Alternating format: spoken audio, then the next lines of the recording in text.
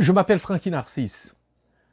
Nous nous sommes penchés précédemment sur la question du moment où Jésus a posé deux questions à ses disciples. Qui dit-on que je suis et qui dites-vous que je suis?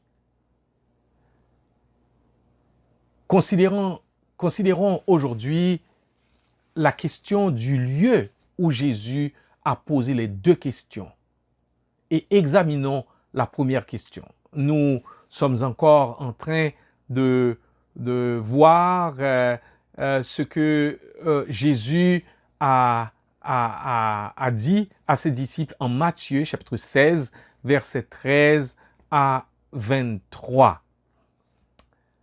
Je vous prie de prendre le temps de lire ce texte. D'abord, maintenant, voyons où Jésus a posé les deux questions sur son identité. Jésus a amené ses disciples à Césarée de Philippe, une ville dans les montagnes du nord d'Israël, à quelques 40 km au nord d'une ville appelée Bethsaïda, où Jésus venait de guérir un aveugle, selon Marc chapitre 8, versets 22 à 26. Pourquoi précisément à Césarée de Philippe? Le texte ne nous le dit pas clairement, mais certaines données historiques peuvent nous laisser croire que ce choix n'était pas fortuit. Deux données historiques importantes sont à considérer quant à cette ville particulière. Premièrement, située dans cette région qui a été donnée à Hérode par César, Hérode Philippe, un magnifique temple en marbre a été érigé en l'honneur de César. Et c'était une des caractéristiques de la ville. Césarée de Philippe contenait également un temple contenait encore une autre particularité. C'est que ce temple érigé en l'honneur de César était fréquenté par des gens qui considéraient l'empereur comme un dieu. Les citoyens de cette ville devaient entrer dans ce temple au moins une fois par an, déposer une pincée d'encens sur un autel brûlant et proclamer « César est Seigneur ». Ce n'était ni plus ni moins qu'une usurpation de la gloire qui revenait à Dieu seul et à son oint, à Christ, son Fils. Deuxièmement, Césarée de Philippe était un haut lieu d'adoration de beaucoup d'idoles. Celle qui dominait la galerie de la grotte de ce massif rocher était le dieu Pan, un dieu grec représenté par un corps d'animal et une tête d'homme. Il est dit que lorsque les armées arrivaient avec l'effigie du dieu Pan sur un champ de bataille, l'armée adverse paniquait. C'est de là que vient le mot panique. Pan, panique. Ma femme et moi avons eu le privilège très récemment de visiter Césarée de Philippe et ce fameux site où on peut voir des niches pour diverses statues de divinités et une grotte où se trouvait un autel dédié au dieu Pan. Il nous a été dit que cet autel était considéré comme la porte du séjour des morts. Dans les fentes du rocher, de cet immense rocher, sort une eau claire et fraîche qui va alimenter le Jourdain. C'est une eau qui vient du mont Hermon, toujours couvert par la neige à ses sommets. C'est dans cette ville consacrée au culte des idoles et des dieux créés par des hommes que Jésus-Christ a amené ses disciples pour leur poser ces questions. Ils devaient savoir que là où il y avait des dieux qui se fondaient sur des mythes, comme dans le cas de Pan, ou des personnes qui se proclamaient Dieu, comme César, ils devaient se positionner par rapport à ces prétentions qui étaient tout à fait fausses concernant des personnes qui se donnaient un statut qu'ils n'avaient pas. C'est dans ce cadre-là que Jésus va poser ces deux questions. Qui dit-on que je suis? Et qui dites-vous que je suis. Connaître et comprendre qui Jésus est marque la différence entre être sauvé et être perdu, entre le ciel comme destinée ou l'enfer comme destinée. Et ou on peut même dire comme destination. La question est, qui dites-vous que je suis? Votre réponse à cette question détermine la façon dont vous allez vivre votre vie ici et elle déterminera où vous irez quand vous allez mourir. C'est la question la plus importante que vous n'aurez jamais entendue et à laquelle vous avez à répondre. La première question de Jésus à ses disciples est « Qui dit-on que je suis ?» Moi, le Fils de l'homme. Matthieu 16, verset 13. Pour amener ses disciples à la découverte de son identité, Jésus les incite à explorer d'abord le vous que les gens perçoivent de lui. Nous avons déjà vu le vous du Père sur lui. Il s'agit maintenant de celui des gens sur lui. Cette première enquête concernait le grand public. Ils avaient certainement entendu les réflexions, les qualificatifs, les sobriquets des gens sur la personne de leur maître avec qui ils avaient jusqu'alors cheminé pendant environ 2 ans et demi. La réponse des disciples a révélé que Jésus était perçu plutôt favorablement. Certains ont pris Jésus pour Jean-Baptiste, un homme saint prêt à mourir pour sa foi. Même le roi Hérode pensait que Jésus était Jean le Baptiste, ressuscité des morts. Matthieu 14, versets 1 et 2. Certains autres l'ont pris pour Élie, le plus grand de tous les prophètes de l'Ancien Testament. Les Juifs s'attendaient à ce qu'Élie revienne juste avant la venue du Messie. Malachie 4, verset 5 en parle. Certains croyaient que Jésus était le précurseur, mais pas le Messie.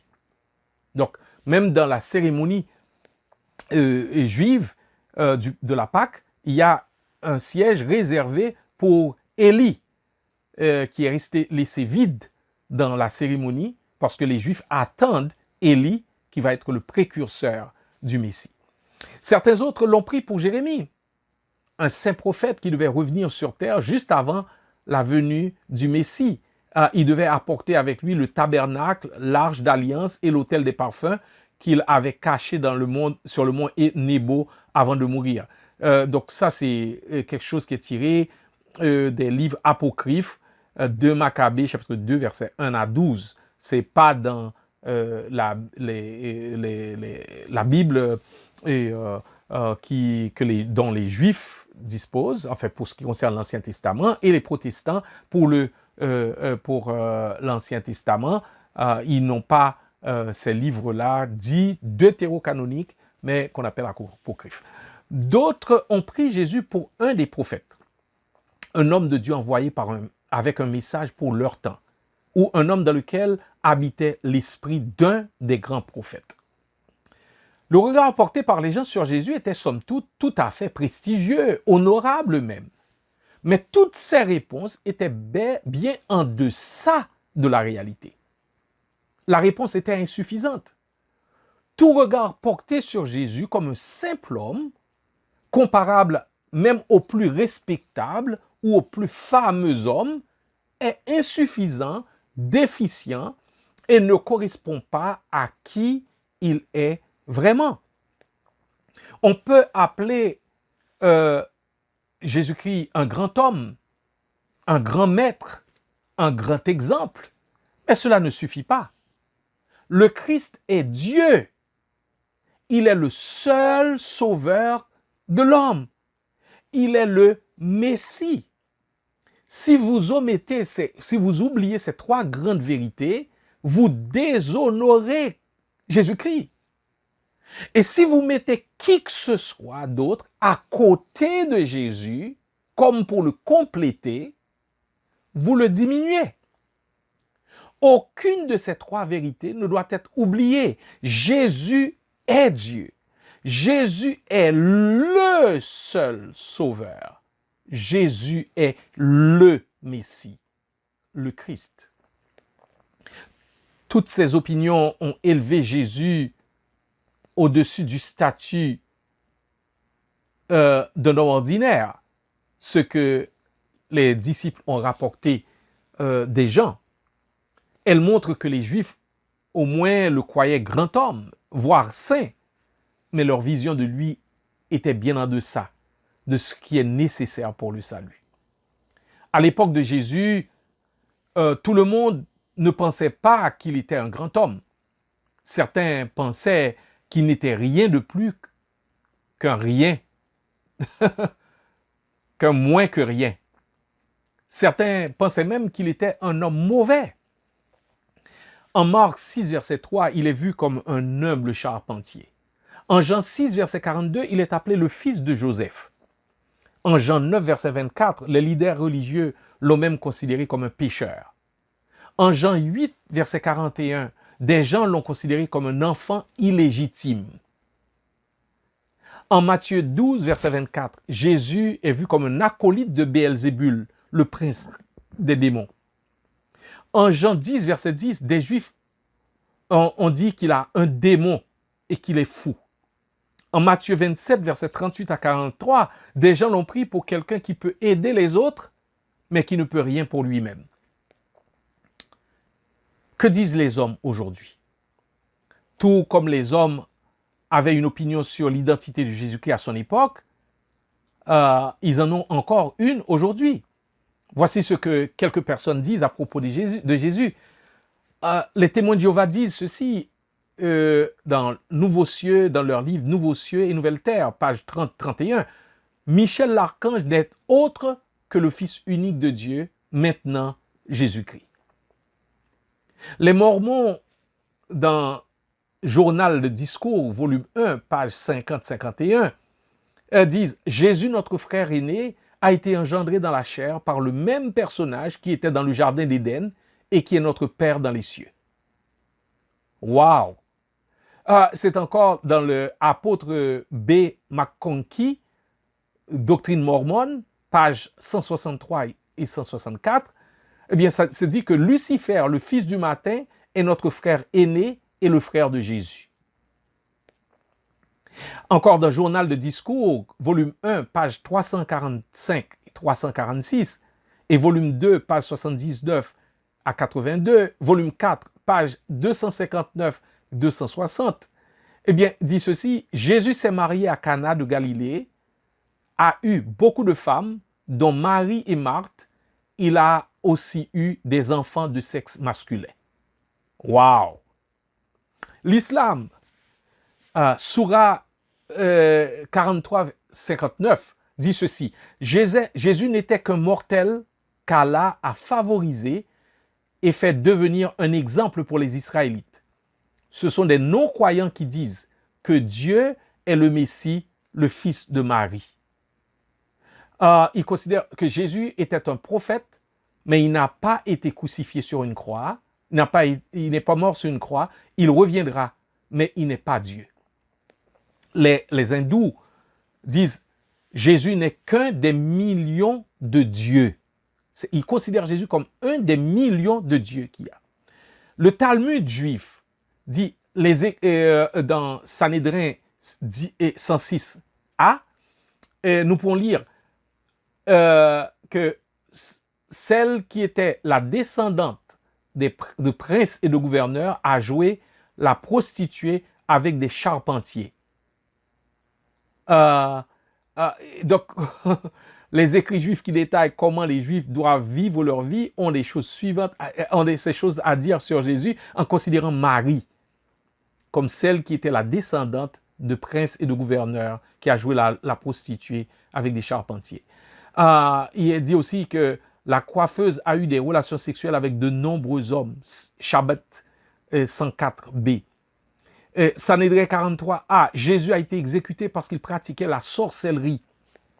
Griffith 57a. Jésus est en enfer en train de bouillir dans des excréments chauds. L'encyclopédie juive décrit Jésus comme aveugle d'un œil et boiteux d'un pied. Wow! Les gens qui vivent tout autour de nous ont une opinion sur Jésus-Christ. Certains pensent qu'il était un homme bon, d'autres pensent qu'il était un grand maître. Les gens ont toutes sortes d'idées sur l'identité de Jésus-Christ. Dans les années 60-70, certains l'ont pris pour un révolutionnaire qui pour eux était le modèle de Che Guevara ou de Fidel Castro.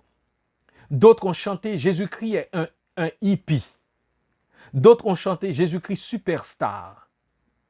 Le film québécois Jésus de Montréal de Denis Arcand le montre comme un homme ayant de grands idéaux. Pour d'autres, il n'a été qu'un humaniste qui a cherché à faire du bien à son prochain et à incarner un idéal d'amour digne d'être imité. Pour d'autres, il est un grand initié ou fondateur de religion mis au rang de Bouddha, de Confucius, de Mahomet et consorts. Jésus ne s'est pas contenté de demander à ses disciples de lui partager l'opinion de leurs contemporains à son sujet. Il leur a posé une deuxième question, cette fois-ci plus engageante, plus personnelle. C'est une question qui ne permet plus de se cacher derrière les opinions des autres. C'est une question qui exige une prise de position claire.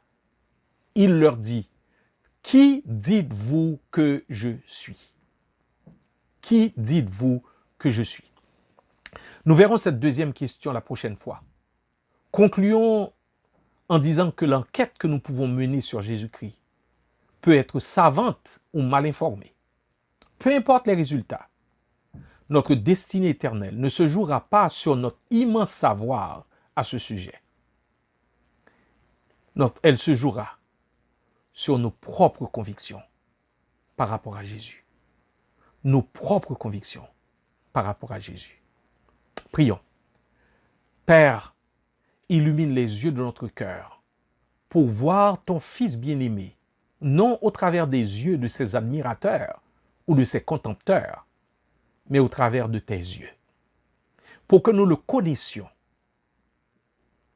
tu nous as donné ta révélation écrite, la Bible, et ultimement, tu nous as parlé par lui, qui est le reflet de ta gloire, l'empreinte de ta personne. Il est venu habiter parmi nous, plein de grâce et de vérité. Ouvre les yeux de nos cœurs pour le voir, le connaître, l'aimer, le servir et le faire connaître.